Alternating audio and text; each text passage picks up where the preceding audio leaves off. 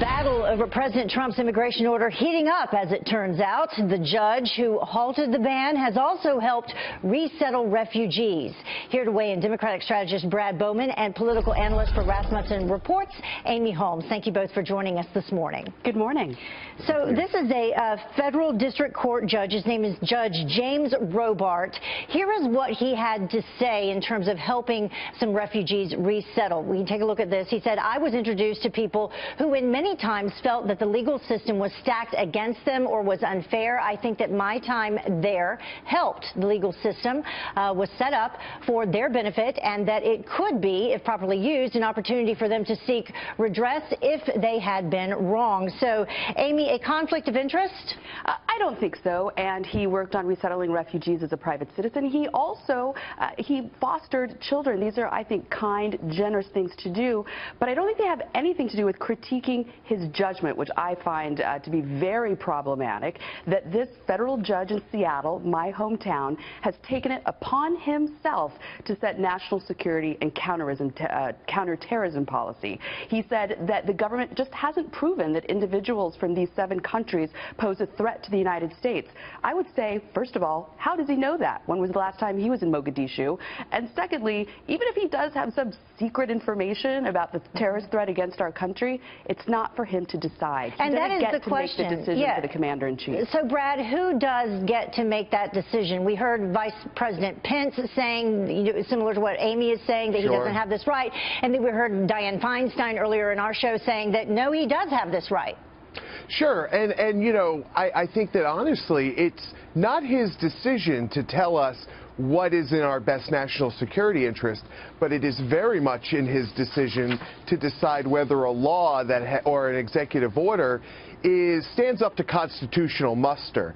And this is a judge who, Amy rightly pointed out, is a good man who has done really, really good things by a lot of people, who was nominated by President Bush, who was confirmed by a wide bipartisan margin. People believe that, you know, large amounts of people in government believe that he does have the sort of judgment to make this sort of call as to whether it's constitutional or not. Yeah, and Amy, new news on all of this morning. We had lawyers for Washington State and Minnesota telling the federal appellate court that if this ban is reversed, that it will cause complete chaos.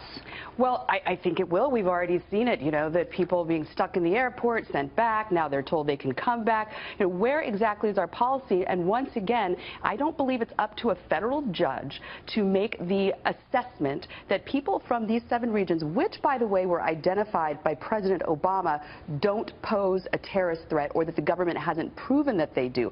That's simply not for him to decide.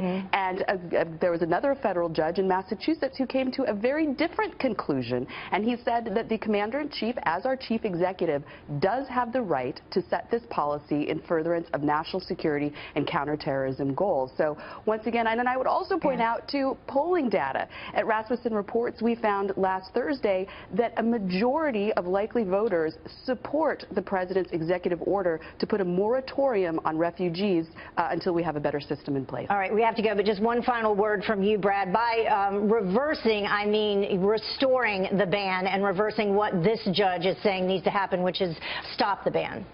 You know, the only chaos that was created in the immigration system was created by President Trump and this executive order. We had a fine system that was doing a great job at extreme vetting, folks. This was unnecessary, unneeded, and we are safe. All right, we will see what happens next. Certainly not the end of it by a long shot.